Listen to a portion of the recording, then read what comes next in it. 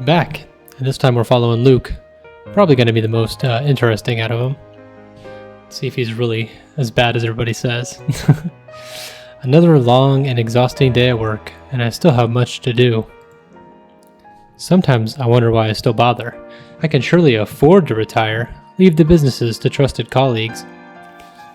Even if they make enough to only break even, I have enough money to last us a lifetime, or 3.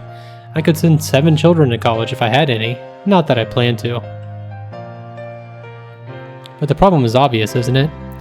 I don't trust any of the lot. It has to be me, because they might get it wrong. I don't want to retire and suddenly wake up one day only to find that everything has gone down the shitter. Christ, I'm knackered. Why do I have to kill to have fewer problems around here? I'm not really allowed to complain. I chose this path. But that doesn't stop me from doing so as I throw my shoes off and let them land wherever they please. Petty, maybe, but there's certainly a joy that comes with stepping on the carpeted staircase with nothing on but my socks. Oh, okay, good. We're in the mansion, so we get to skip that part. I'll accept no distractions. I can call up Schrocken for a sandwich, but that's probably it. I've got a suitcase filled with contracts to check over and sign before I can retire for the night. I'm also waiting for a call from Suarez for any new updates regarding the IT leaks, a real cause for concern. It's the reason there have been investigations on me. Had it been a new thing, I would have let it run its course. But it's been going on far too long, near 3 years, for me to just take a passive role in the affair. I only kept my head this far because I managed to mitigate most of the damage with several favors. And some grand puppeteer to ensure the high-profile law enforcement and government officials keep me out of trouble. Who knows how long it can stay that way? Powers are shifting, and the current can be unpredictable. This whole exit business is already shaking things up and upsetting the balance. It's only with great care that I stay where I am, but the smallest of efforts can unravel all that I've done. It certainly won't help if I am being accused of things, whether I'm guilty of them or not, because some computer chump thinks he can play a game with me. And well, shit, it'll be a miracle if I get to sleep tonight. Though that is hardly surprising news. But before I can even take a step in the study, a voice from the bedroom calls out to me. Luke, darling, you're finally home.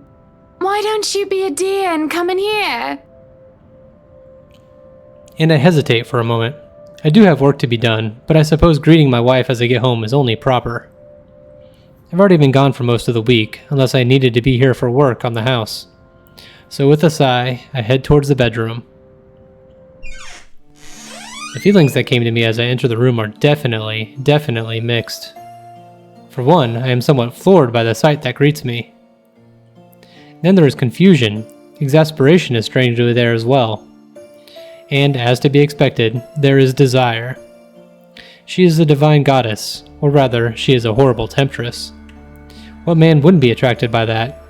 I guess they could be a sausage jockey. But that is besides the point, and not relevant to the situation I found myself in right now. This is nice and all, but why does she have to go and do this now, of all nights? My love, the bed is awfully cold without you. Achievement unlocked, Slutty Hannah. Alright. The matter of fact is, I've never seen Hannah all primped up like this since our first year of marriage. There must be something special to bring on such an act. Our wedding anniversary has already passed, so that can't be it. Hannah's birthday is in April, and mine is in August, so it can't be any of those either. So what in bloody blazes brought this on? Is Hannah drunk?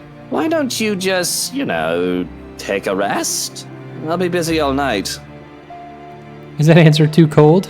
I don't mean it to be. She certainly doesn't look amused. And fuck, it doesn't feel wrong to refuse sex from my wife when I was all too happy to bang Mary Ann into her mattress. Of course I was drunk, but still. Come on over and stop being a boring old man. Work can wait. Maybe I can entertain her, just for a while. It is a tempting idea. But no, I'll never get any work done that way. And imagine how horrible it would be to get a call from Suarez in the middle of a shag. That would certainly kill the mood and piss me off more than anything. It'll be even worse if Kylie steals the phone from him, and the little ankle biter is prone to do so unless her father is in a locked room. Just thinking about the possibility is weird and turns me off from even trying anything. I'm afraid it can't, Buttercup. But hey, it's Sunday tomorrow. We can go out for dinner right after. Somewhere nice like that Italian restaurant you wanted to try out? Why don't we skip dinner tomorrow and eat out tonight? Whoa there, why don't we slow down? Looks like someone is in the mood, but hey, there's a time and place for everything. I grew up in a house where sex was a constant thing. It's just a thing that the body does, more or less. Sometimes it comes with social implications, supposedly. With paper-thin walls and a mother that horrid job of hers made me think that way. But I learned later on that it isn't the case for everybody. Suffice to say, this is really odd, for her at least. I am quite sure she never grew up in a sexually promiscuous house like I did. She grew up in a well-to-do, normal, and decent family. And in the 7 years we've been married, she's never acted this aggressive about sex. We do it when the mood comes to that, but never like this. When I'm in the mood and she isn't, that's about the time I go around town to have my back scratched. I've got nothing to be guilty of, I believe, as long as it's just lust and not love. My night with Mint was just that, sex. She was a beautiful woman, I was extremely drunk, and we were both consenting adults to some degree. Seeing as Hannah had been busy with one of her many parties, I thought I'd take the opportunity to slip out. That's a good way to explain it, I guess. I'm just really confused and trying to come to grips with reality as it is presented to me. Well, this is the place, but now is not a good time, darling. Like I said, I have plenty of important work to be done. Any other night, this would be great. Excellent, splendid. But not right now, okay? I suppose if that's what you want. I can have my prince another time. A chill runs up my spine as she calls me that again. My prince. Is she going through some midlife crisis? I know she's not the sort to play pretend with that sort of thing. Now that I think about it, this is probably some dream. Perhaps I've been exposed to something. Jesus, I've gone and fucked my own brain over. That can be the only explanation. Or at least the only explanation my mind wants to accept right now. But if it were, I should probably accept her offer, no?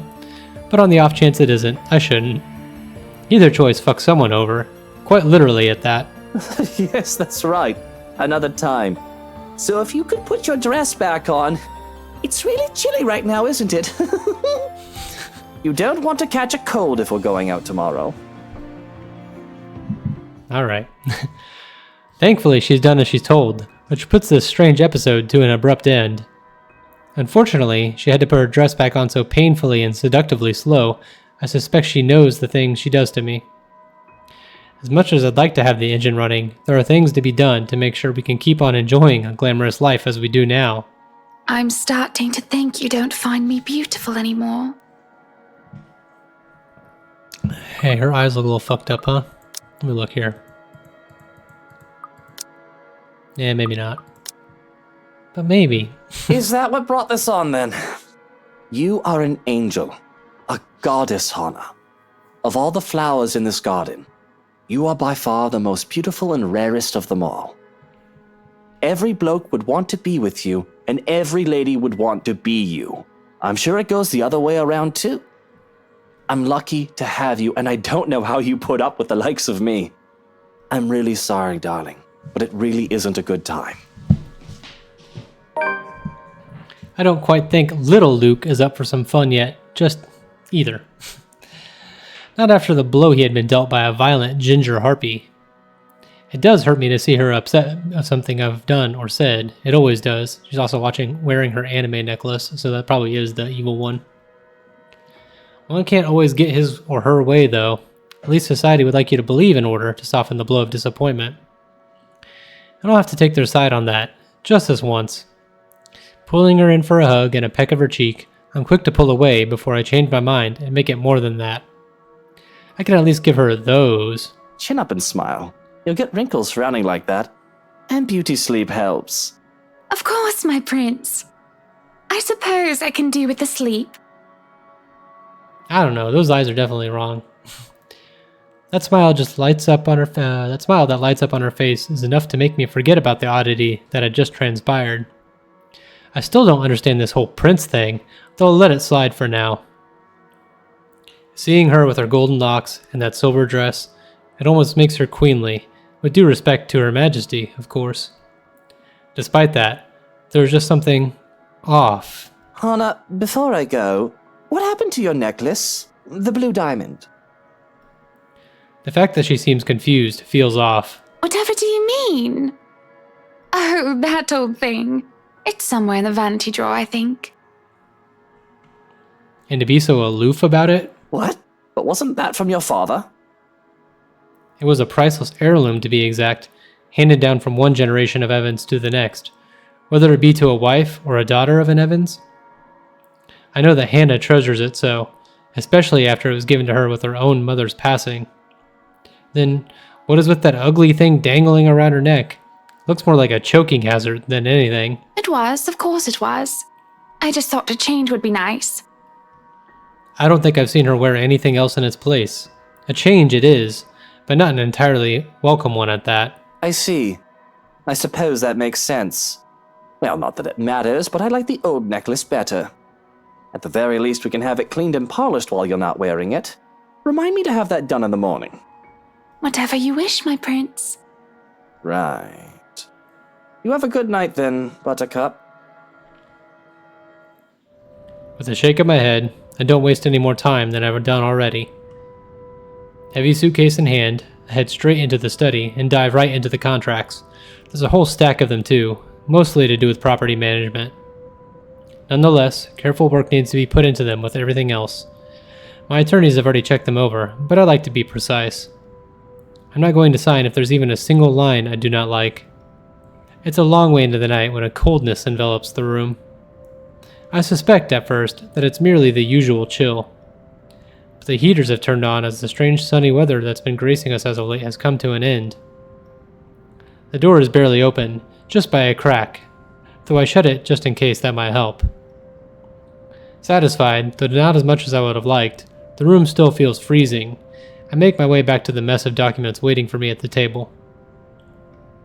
Just a few more, I can get that well-deserved rest, get out of this place, and dive into the warm comforts of my bed. Then maybe if Hannah's still up for it. Well, it's more than enough motivation. Parking my rear back on the chair, I begin my work with the last of the blasted papers, more than ready to be done with everything and turn in for the night. Only for another chill to startle me to stop. And that's when I feel the hairs on the back of my neck stand on end. Eyes boring at the back of my head, a brush of air just at the nape, and when I glance back, reflected in the lone portrait in the room, someone stands behind me, just by the study door I closed moments ago, though I did not hear it open. Perhaps it is Hannah trying to be sneaky, or Schrocken being a bellend of a spook as usual. Do I really have to ask people to knock before they enter? Seriously now, this is anarchy, and I'll have you know... I turn, but there's nothing. Huh. Must have been a trick of the light. It is getting late, and I should really go to bed myself. Just have to finish looking over a few more contracts, and... Yes, just finish signing these, and I can have some rest. Maybe arrange for a day off in the morning. Sighing, I steel myself for a long night of dry paperwork. Still, the feeling that I'm being watched stays with me all through the night.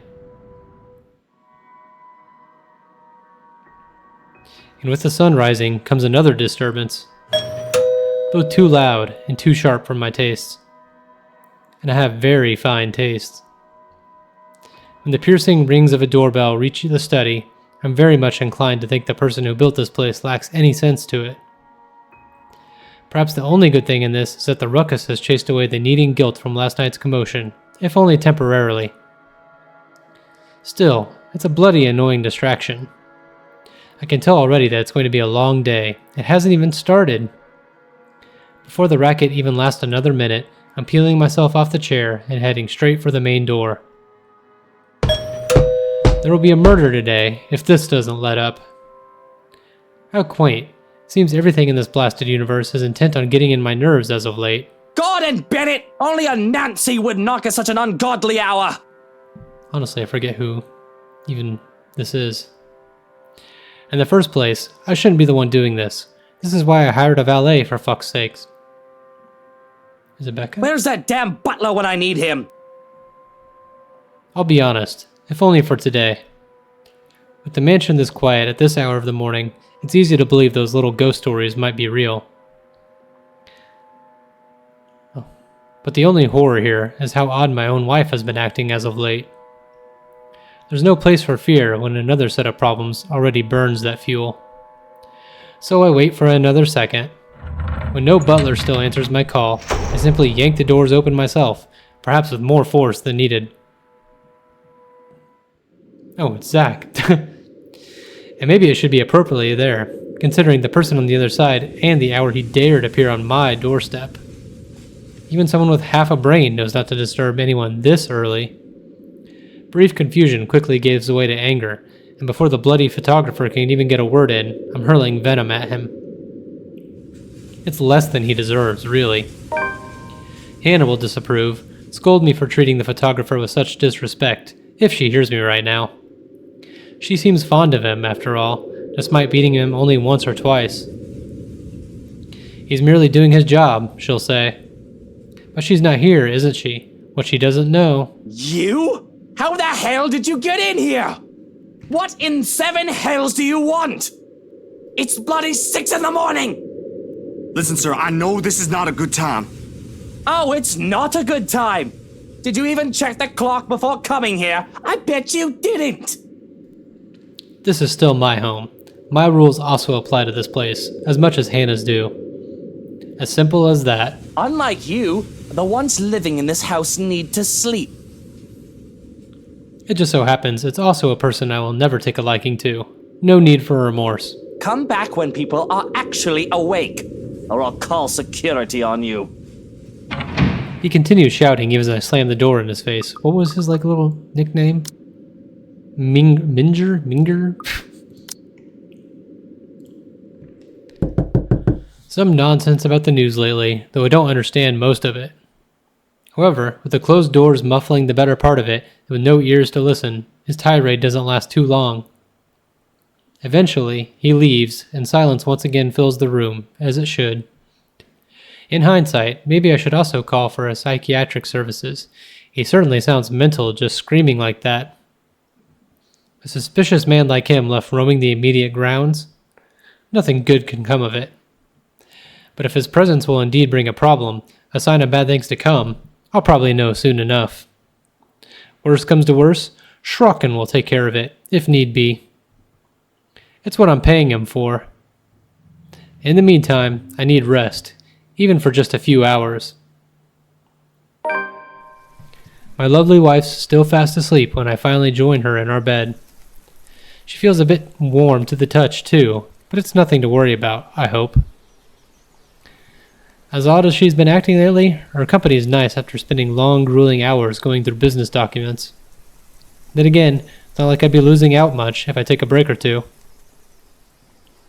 In fact, all I have to do is say the word, and Vance General Electronics stocks are going to go down. That's the least I can do after Rochelle Vance's outburst during the party. I highly doubt she will be Rochelle Lee for long, not if Harvey has any sense in him. So with a sigh, I drift off, setting aside my problems, if only for a few hours. Not long into it, though, perhaps only a few minutes in my mind, a knock interrupts my attempt at getting some rest. Checking the time on my phone, however, shows that it's just 8:30. Still too tired, but what can I do about it? Getting up is an entirely different problem on its own. Waking up after only getting a few hours sleep has my body sore and stiff and my mind feeling lethargic. Part of me wants to go back and doze off again, an alien feeling to me. But it's already far too late for my tastes, and on the second round of knocks, I reluctantly peel myself off the bed and answer the door. Only to be greeted by none other than Schrocken and his grumpy face. The sight of it is enough to dampen my own irritation. I can only follow when he gestures towards the hallway. I have questions as to why he would bother me at this hour in the morning. But going by the grim, or rather grimmer than usual air about him, it must be something serious. The man stands there as relaxed and cool as can be, but his eyes hold an intensity that promises nothing but trouble. I do hope I wasn't interrupting anything. Well, I did want to sleep, but apparently the world conspires against me. What do you want? If you wish to sleep so badly, feel free to tuck yourself back in bed. I thought you ought to know that we've had an intruder. And sue me if that doesn't pique my curiosity. Intruders. Thieves who would dare set foot into my house and try and rob me were where. If they had any form of experience, they have an idea not to mess with the rights, no matter how tempting our riches may be. But that did not mean attempted robberies did not happen. What was strange about this one is the fact that Shrokin thought it was important to bring to my attention. Oftentimes, they deal with the pests because I wouldn't really care how they're taken care of, so... This needs my attention, why? Are they any danger? Actually, I think I'll let you be the judge of that. He's down in the parlor. Come on. I glance at the bedroom door, hoping to goodness that Hannah will remain fast asleep before following him downstairs. Through the foyer, and into the parlor, where a familiar man sits unconscious, tied up to one of the chairs. I thought I heard something scurrying around. As it turns out, it's a giant rat. And one that had pretended to be a harmless mouse, too. And he's still alive, isn't he? It's hard to tell, with the way his body is too still, breathes too light. But it is there, the subtle rise and fall of his chest. Its presence lets me breathe a sigh of relief. A death caused by one of my men is normal, to be expected, really. A dead body I can deal with. It'll be just one of the many I've seen. But if one turns up while the missus is at home, I'm not too thrilled with the idea.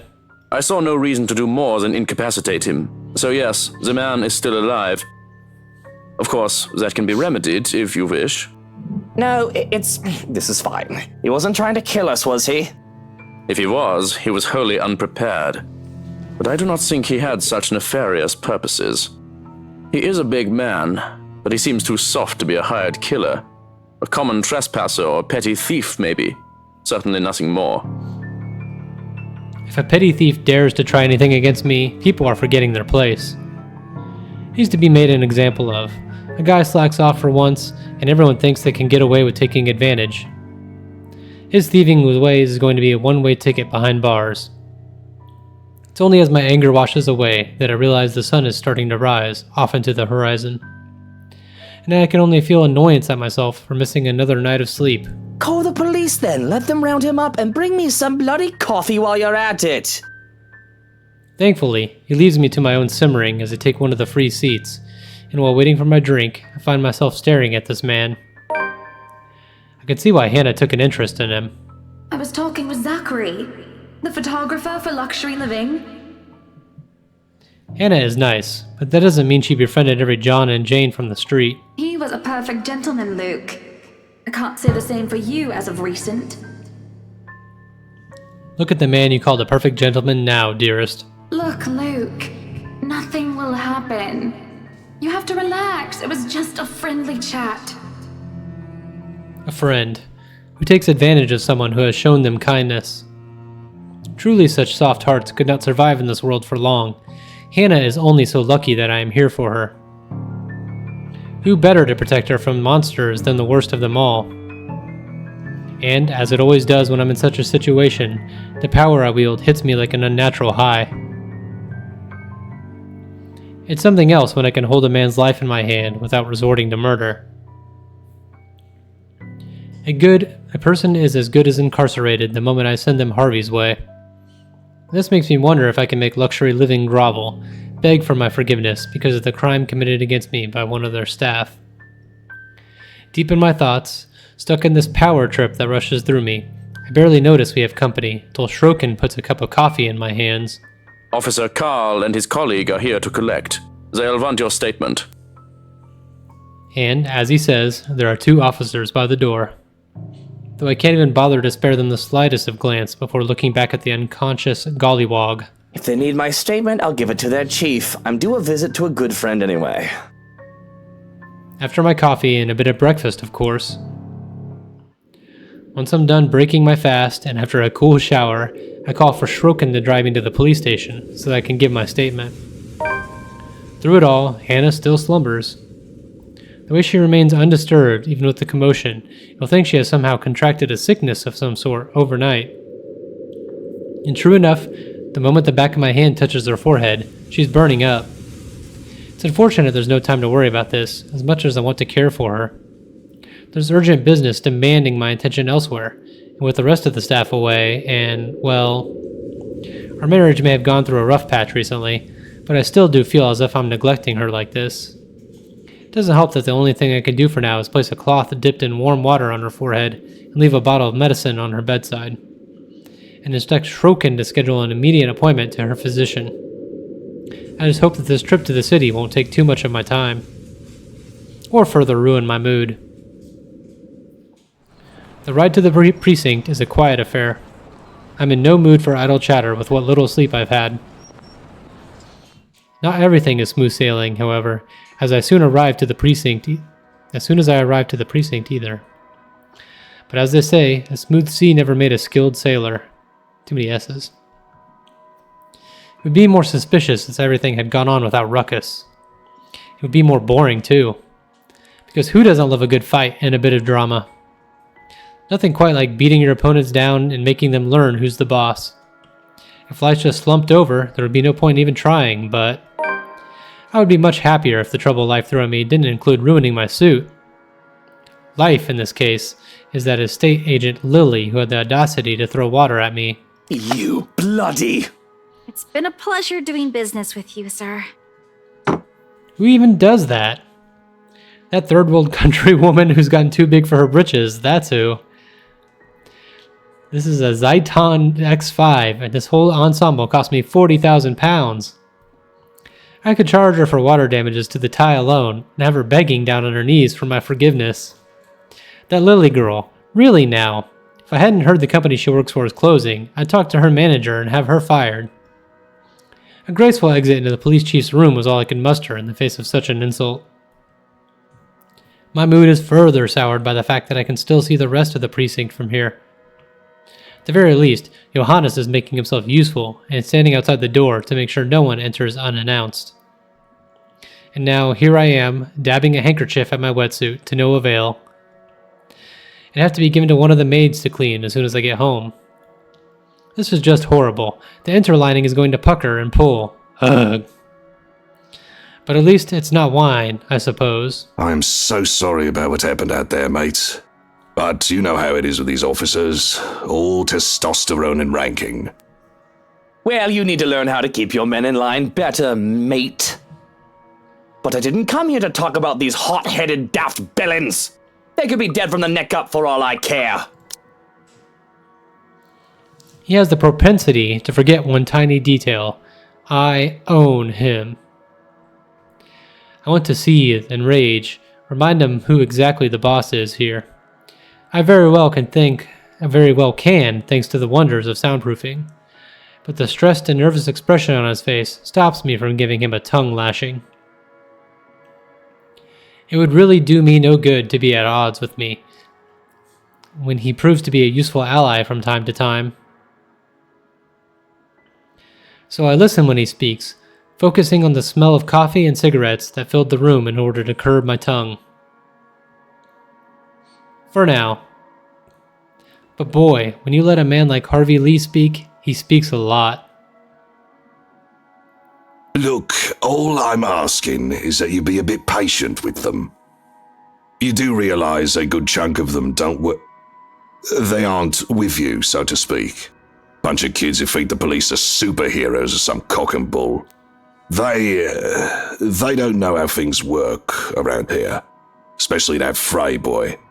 The lot of them are just tired. And why are you telling me this?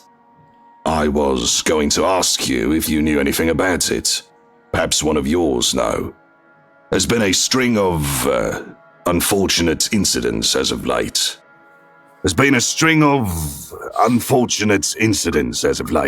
Okay, Just recently, some bloke named Christian C was acting all nuts. Off his rocker, that man. And we had to hold him, thought he was drunk. Up until he started bashing his brains in. Now he's a vegetable in a hospital bed. Another time, some Mark Julius was reported missing. Some are thinking we've got a serial killer on our hands as of late. That Cooper lady from BRC got done in, and a Father Norman, too. You have to understand, mate, in a place as peaceful as Luxburn, this makes people wary. Reported crime rates go a bit higher than usual, and it makes them antsy and temperamental. Are you implying that I have anything to do with them? Because as much as I hate to say it and admit, I am out of the loop. This is the first I've heard of these incidents. Really, I'd say I'm insulted, but this is par for the course. Harvey knows who and what I am.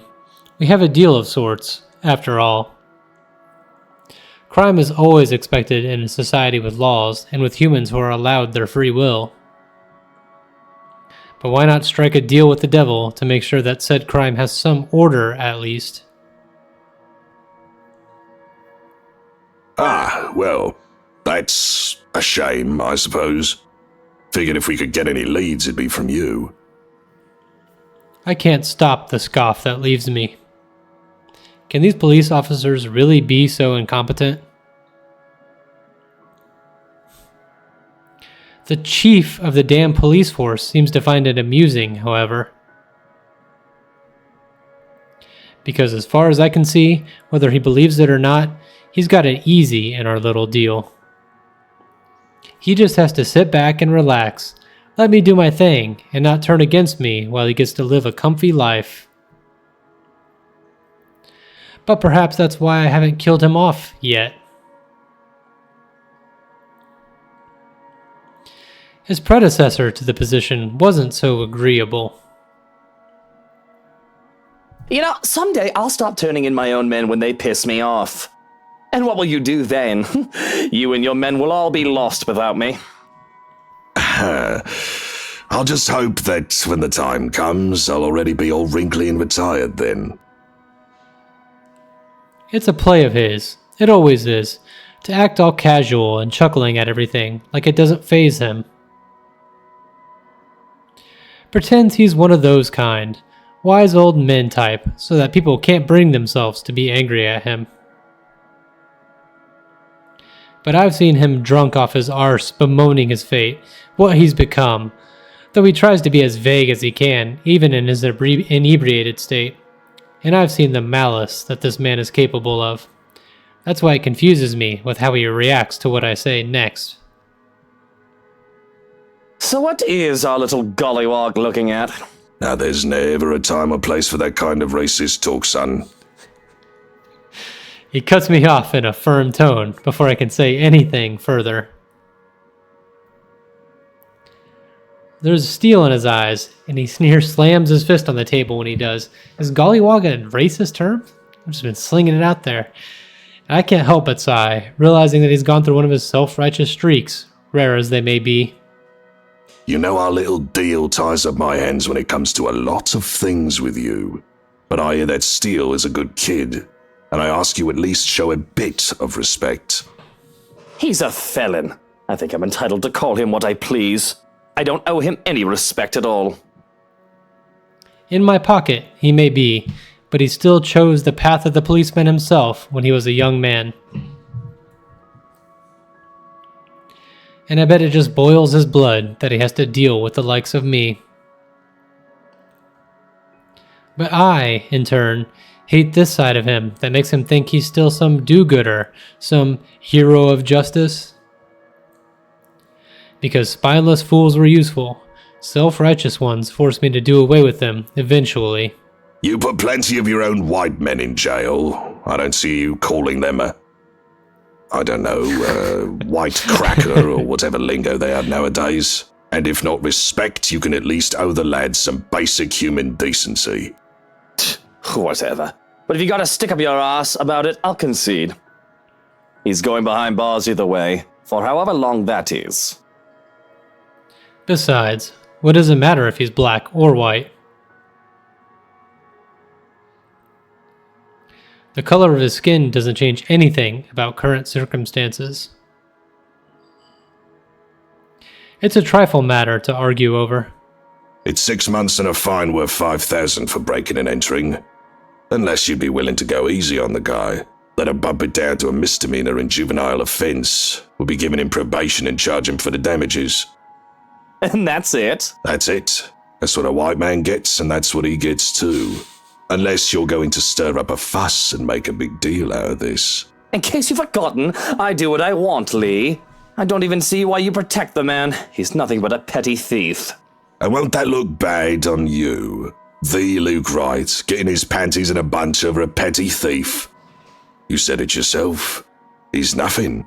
Not worth your attention or effort. So why don't you just let me handle it like I'm supposed to?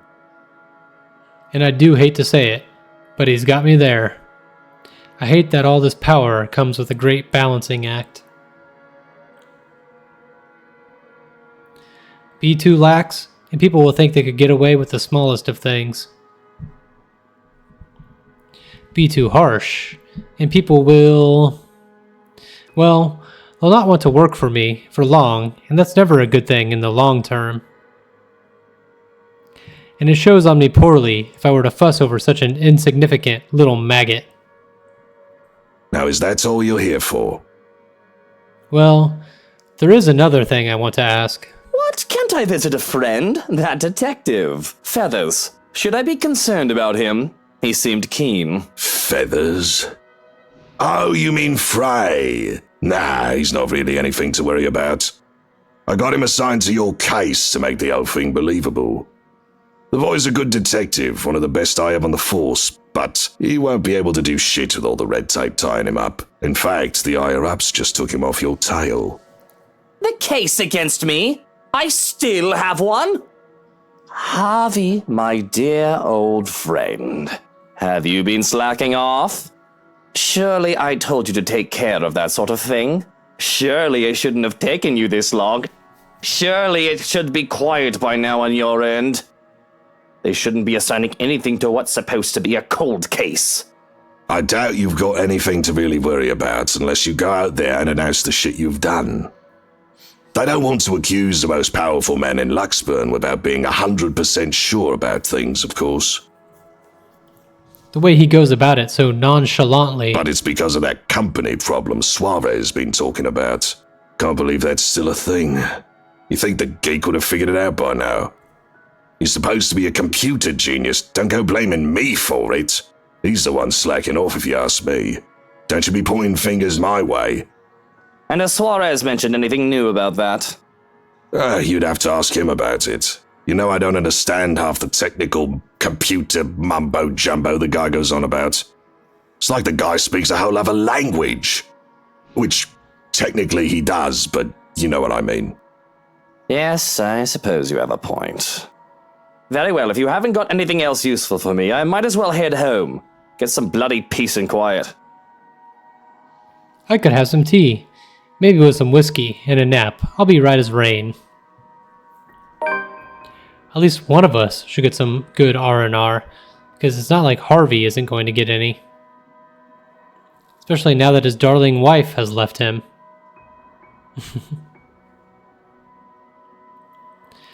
I'll be making him busy, as punishment for slacking off, and for her disrespect, too. Really, I pity the old poor man. Maybe I should send him a gift basket, perhaps more caffeine and smokes to help him along with his bad habits. Before I can leave the precinct, however, a shoulder bumps into mine. I wait for an apology. And I wait. Excuse me. There's a twitch in my eye that I can't hide as I look back at the rude old bastard. Especially not when all he does is look back at me, as if this is the first time he's seen me. As if he hadn't just nearly shoved me over with his big lump of a body. You're excused. The way he says it. The way he looks at me. It leaves me feeling so cold, and I have this gut feeling telling me that I should know him. But he doesn't even let me get a word in when he disappears through a door. A bloody wanker. Stepping out from the chaos, I let in a breath of fresh air, or as fresh as it's going to get in a city. I do hate going to the precinct. It's a fucking zoo filled with animals, people who step in included. But it's not like the city is any better. Humans are just a higher form of animals, after all. We all delude ourselves into thinking otherwise. And I call up the car to take me away from it all. Though I can't bring myself to step inside the house when I do get home. Hannah still rests, I assume. I hear nothing to say otherwise. Not her voice or her laughter, which will easily fill any space with cheer. Everything is quiet, other than the hum of engines from the car being brought away. A bird's cry sounds off from the gardens, snapping me out from my reverie and makes me look in that direction. It's an easy decision to go there. If Hannah is resting, recovering from sickness, I don't want to disturb her with how agitated and annoyed I am underneath the surface, no matter how well hidden I can keep it. Not to mention, I've been neglecting the garden for too long. Might as well stay put out here for the time being. Gray skies loom over in the horizon, though the sun fights for every precious minute it gets to stay. It'll rain again soon, with the wind bringing along the gloomy clouds normal to Luxbourne. Until then, it doesn't hurt to be out here for fresh air and sunshine. I walk to the gardens, what little of it there is at the moment anyway, and kneel by the daffodils.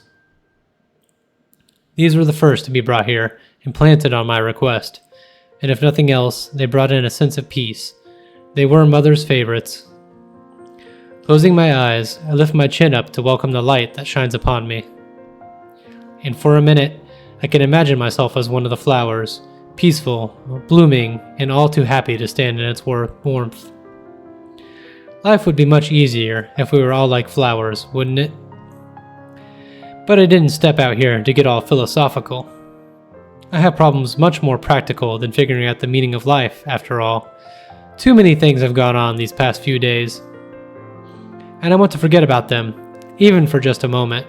It's almost All Saints, isn't it? To think I've almost forgotten. I speak the words absent-mindedly. The date means nothing to me, as I neither worship the religion nor have any graves to visit. After all, Mother was never given a proper burial. But it's a date, as good as any, for me to grieve. Otherwise, I would have done so every single day, crippling myself and shutting everyone out. I can remember how the flames licked at her flesh, and how it consumed her body, until there was nothing left but ash. I stood there watching with the operator and a social service worker, though I could have been alone for all I cared. I felt alone. It was the most that could be done. No one would attend the funeral of a dead prostitute, let alone pay for it.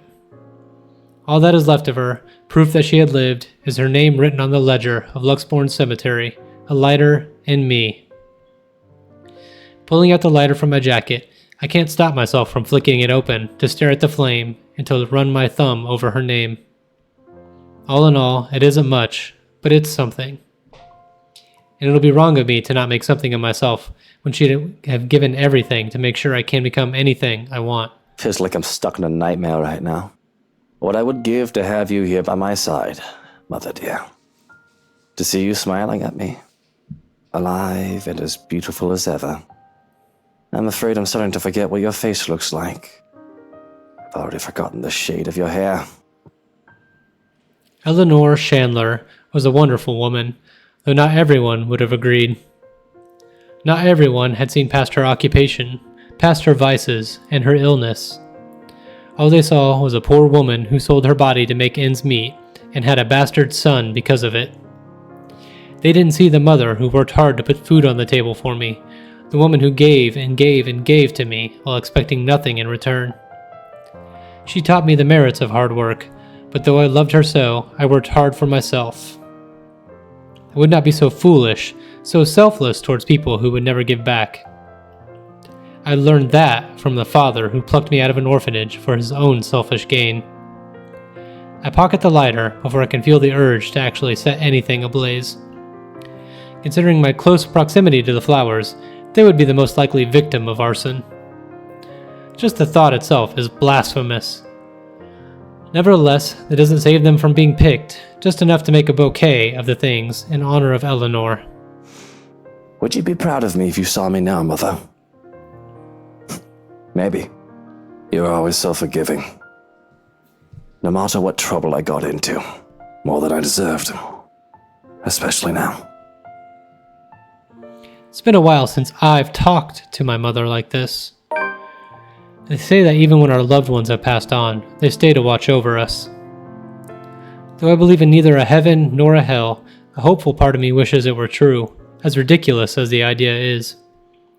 I can't help but grow still, a chill going up my spine, when I do feel eyes upon me.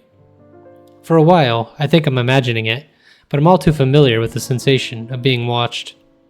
Carefully, I scan my surroundings, doing my best not to give away the fact I'm aware of their presence, whoever they are. But there's not a soul in sight on the field surrounding the mansion. Yet they're on the balcony overlooking the garden.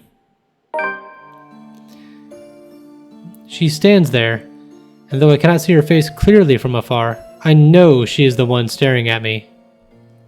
A servant, if one were to judge by her clothing. From this distance, I can't discern what those stains on her clothing are. The woman gives off a rabid air and simply did not belong with her surroundings. That isn't what worries me, though.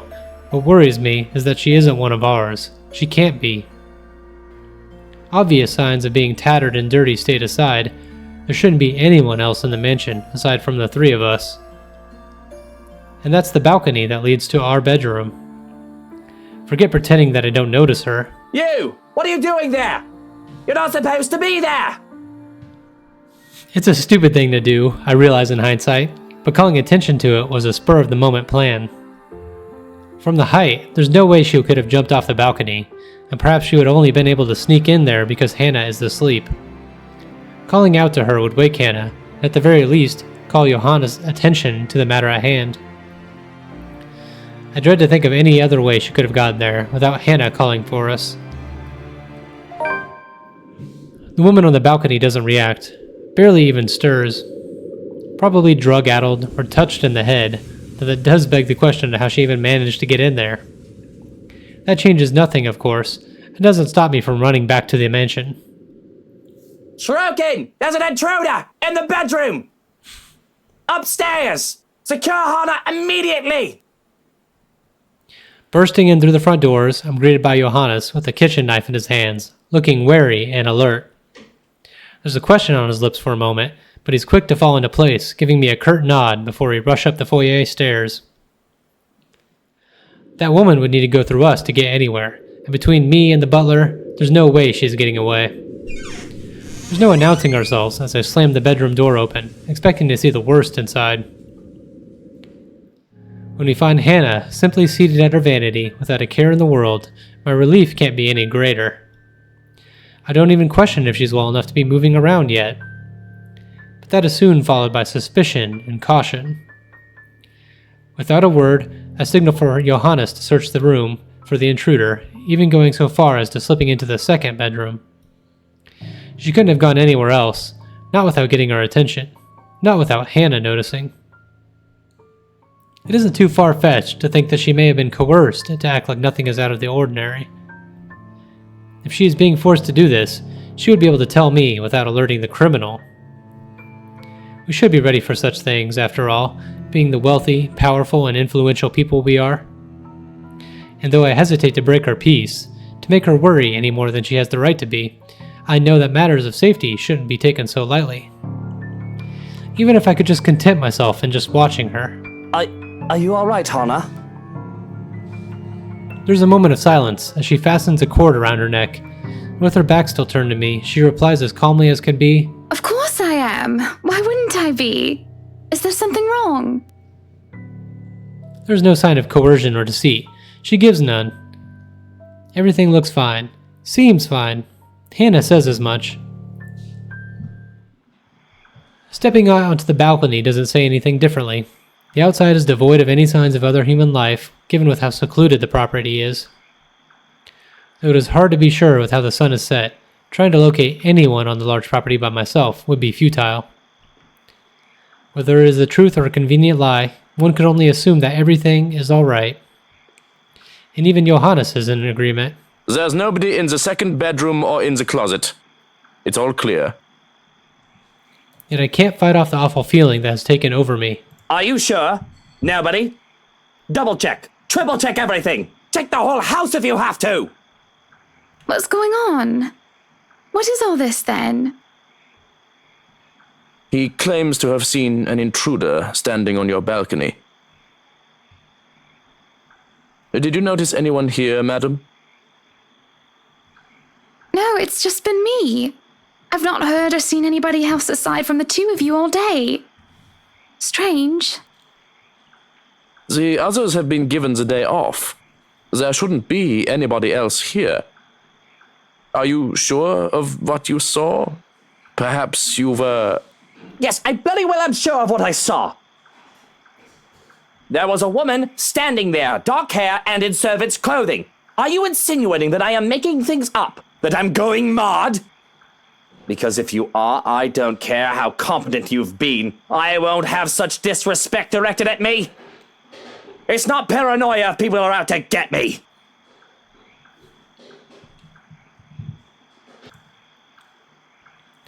My anger is easily roused, no thanks to the adrenaline rush that's kicked in sometime I don't know when. I don't think I'll ever get used to this feeling, really. No matter how many times I've had to rely on it to survive on the streets as a child, to survive everything with how high I've managed to prop myself up.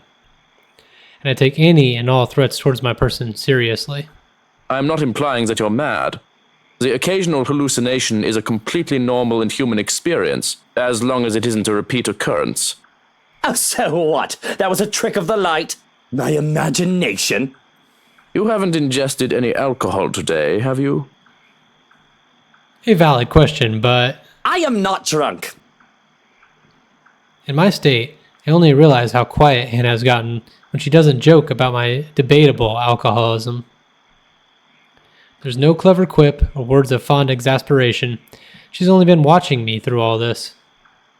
When I do notice that, I start feeling bugs crawling on my skin. When I didn't deign to speak further, fixated on the sensation, Johannes cuts in. Whatever the case, we need to establish tighter security. We should have done so from the start. If you were seeing things, then we got lucky. Had there been a real intruder, we were ill prepared. Of course. I trust that you can hire the most qualified from the agency. Are you all right, Hannah? You seem disquieted. I'm well, my love. I was just worried about how the hallucination brought you distress. It wasn't a hallucination. I'm sure of it. But what can I do to prove otherwise? It doesn't matter. You are safe, as am I. I overreacted. Perhaps rest is necessary. It is late into the day, and you must be tired from your gardening. Before I ask how she knew what I was doing, a small, fond smile graces her lips before she brushes away a few yellow petals from my sleeve. But does it really look like I'm all that exhausted? I'm sure to be well rested despite it all, and it's not like I've done anything physically exhausting today. Beyond running here in a hurry, anyway. No doubt I've left a trail of flowers in my mad dash. And I suppose I do look like a mess. Rest sounds good. I guess I'll need to sleep a lot more than I thought. But I'll stand guard outside for the night. You two have nothing to worry about. Nothing to worry about. Not so sure about that.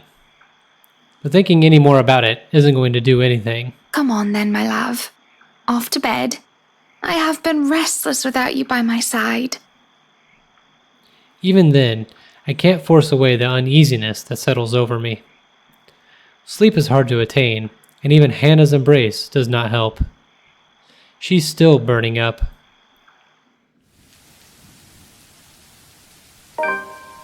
Really, little sleep was had, and I feel completely drained come morning. Even when Hannah rises from bed, in spite of a mild fever, and invites me down to breakfast, I can't be bothered to drag myself out from the comfort of the sheets. It's not like I need to do anything particularly important today. The rain that has started sometime during the night doesn't help the mood. Okay, maybe it helps just a little.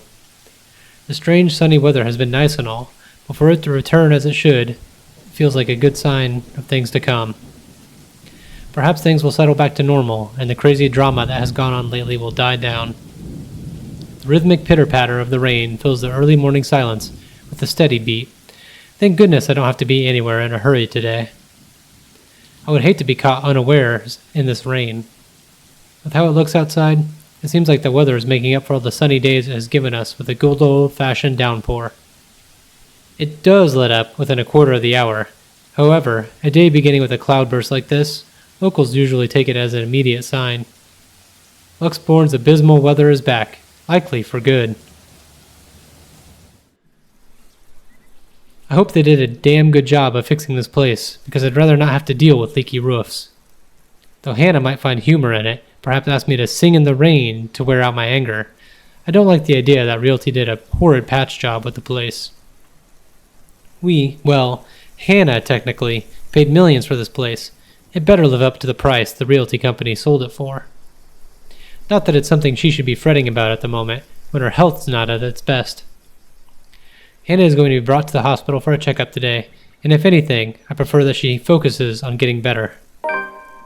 That fever, no matter how slight it is, can't be good for her. What with her odd behavior recently. I think she hit her head hard against something while I wasn't looking.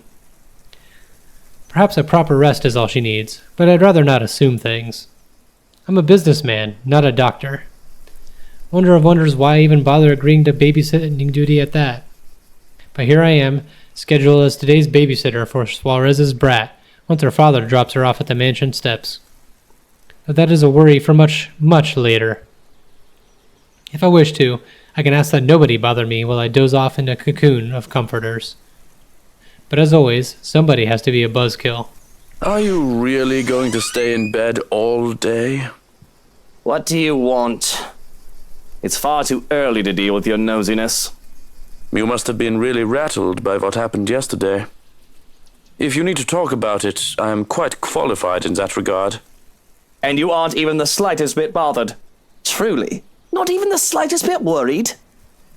I was worried. But I realized that it's not my life in danger, is it? My worrying will not help matters. Neither will yours. Loath as I am to admit it, he is right. The whole thing might have rattled me, but there was little point in jumping at every shadow I see from the corner of my eye. I shouldn't lose my head for a threat that might not even come. I should know better by now. But I'd never been this worried about a possible threat on my life before. I'll be honest here. If anyone is in danger, it's Hannah. I can take care of myself just fine. With security tightened, I'll have at least one guard, if not 5, making sure nobody gets within 10 feet from me without my say-so. Hannah, on the other hand, will be away for most of the day to get that fever checked, upon my insistence, of course. It is a small relief that Johannes will be with her. Are there any updates about the woman? Being in the dark has me on edge. Information, any at all, may very well help me in calming down. I've already briefed security about her, and more from the agency will be arriving tonight. But they haven't seen anyone fitting the description. So you have nothing then? Fat lot of use you guys are. What do I even pay you for? Do me a favor. There's the door. Don't let it hit you on your way out. Well, there is something. It's about McCulloch. Though I'll deny it, I do find myself a teeny bit interested. I called her secretary about taking the day off. He hasn't heard from her over the weekend.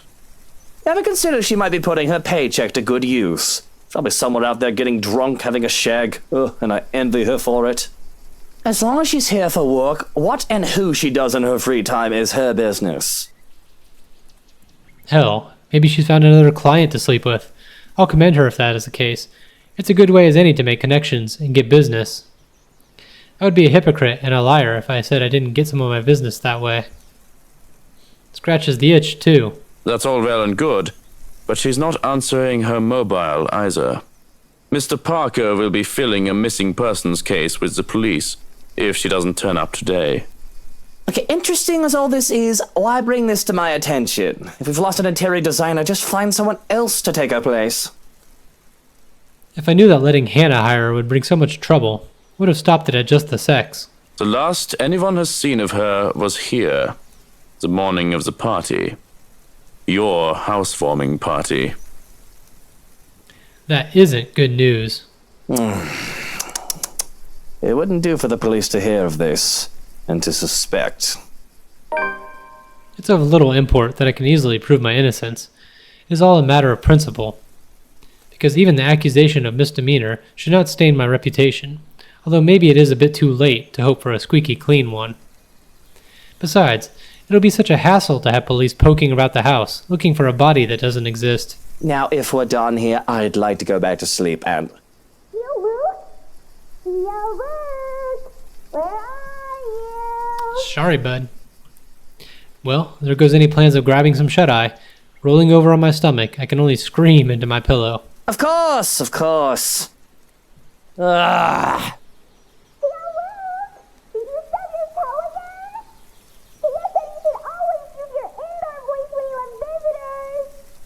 Johans, distract her. Oh, look, it's time for me to go.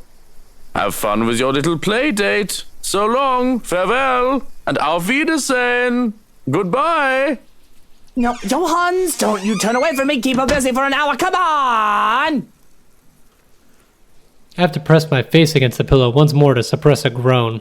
You just can't get loyal help anymore. Hello there, little Fraulein. Your uncle is just upstairs and will be down in a moment. He is super excited to have you today. I hope you're well rested and ready to play a lot. Bastard. I'll be down in a sec, Munchkin. Let me just... Change into a fresh suit. Brush my teeth, fix my hair, bemoan my very existence. Wish I was anywhere else in the world right now. Don't get me wrong, Kylie is a great kid. Wonderful. Better than most brats her age. But handling a tyke is the last thing I want on my agenda right now with this whole Hana business. Fortunately, I am well versed in how the world works. I've long learned that the show must go on, no matter what hurdles come my way. So I set to preparing for the day. Running a comb through my hair is just divine and simply makes me feel more human. Bed hair is disgusting, though it isn't as bad now as when I was a child. With how expensive a trip to the barber's was, I often had to grow it out till mother had time to cut it for me. The curls and tangles were simply horrid. Why, I was even mistaken as a little girl because of that. It certainly doesn't help that I was named Lucille. A freshly pressed shirt is enough to chase away the last sign of sleepiness. The feel of crisp and clean cloth in my hands is a clear marker to start the day. And something catches my eye. My clothes and personal effects are already set on the dresser for the day. Boxers, trousers, belt, and socks on one side with my shirt, jacket, and tie on the other. It's always the same thing. Always. Cufflinks, colognes, and anything else I would like to add stays in the dresser for me to choose from. It's all routine. However, among the silvers, the grays, and the red is a tiny blue box. Now, what is this? The thing is small and light, fitting in the palm of my hand. Too big to be a ring box, but too large to be a watch box. Looking at it closer, I see that it's one of the handkerchiefs used for wrapping. It's easy enough to untie the knot and reveal a plain box inside. An odd and quaint way to wrap up a gift, I suppose. The presentation should be the last thing I need to be worried about. Mail, packages, gifts, and the likes are supposed to be vetted before they get to me. In the morning, Johannes would hand me a list of things I need to look over and go through, yet there was no forewarning of this. Immediately, I dropped the thing as if it burned me. I shouldn't have touched that. I shouldn't have touched that. It very well might have. Without security going over it, it could be a nasty gift for me. I can still remember when a security guard died to contact poison that covered an innocent enough birthday card, for fuck's sakes. But as the box hits the ground, it spills its contents. What I see makes my stomach turn. An eyeball, still with its nerve ending, mucus and all, plops to the ground. I have to fight the urge to gag as it rolls and stares up at me. Oh God, that's sick. That is sick. It's still wet. My bloody fucking... That is disgusting. I'm not a stranger to being sent threats, but this has to be the first time I've been sent a body part. Even I don't do that. Yet there's no note or sign as to who may have sent it or how it got here. If this is a threat, it's a piss poor way of doing it, considering it lacks the proper planning outside the shock factor that sending a body part affords them. Do I even know anyone whose eyes are the same shade? Not Hannah's. No, definitely not. They aren't as pretty, and aren't the right color. Johannes? Mr. or Mrs. Lee? Suarez? Macaw? No, the color isn't familiar at all. Though honestly, it's not like I take the time to memorize each and every person's eyes. This could be anyone's, from a guard or maid, or one of the other 100 people I deal with. Kylie can't see this. The kid is tough, but this'll traumatize her. Grabbing the handkerchief that was used for wrapping, I try to pick up the eyeball to dispose of it. Emphasis on try. Contact, even with fabric, has me gagging, and the thought of squishing it and covering my fingers with the slick and slime of it made me recoil. With the slightest of touch is enough to make the eyeball roll towards the bed. And in my mad scramble to make a grab for it, it rolls away even further, farther under the bed, until it's smack dab middle. There it just taunts me from where it sits out of my reach, green iris fixed on me again, perhaps judging my poor attempts to get it. To hell with it! I don't have time for this! I wash my hands of this, quite literally at that. Though I wished it isn't easier said than done. The nagging in the back of my head, the voice that tells me I need to be more cautious about this, refuses to push the matter aside. While it is true that it is cause for concern, without demands or anything of the like, worrying will do very little to help. Looking around the room, I try to see if any other presents have been left behind. To my relief, aside from the blue box, nothing else is out of place. The most I can do right now is alert the present security staff about this breach. Watch out for any other threats. If they have a message for me, they'll most likely send it with their next gift. Whoever has sent this eye would assume that it is more to shake up more than anything else at this moment. It would be best to act as if this didn't happen. No need to make a child worry about it either. She doesn't need to know. Smoothing down my suit and my hair with a sigh, I steel myself for the horrors. The horrors that come with taking care of a child. And I think I'm not ready to face those horrors. But tonight should be the invasion, and then we'll be caught up with the timeline, so... Probably getting close to something dramatic happening. I'll see you then.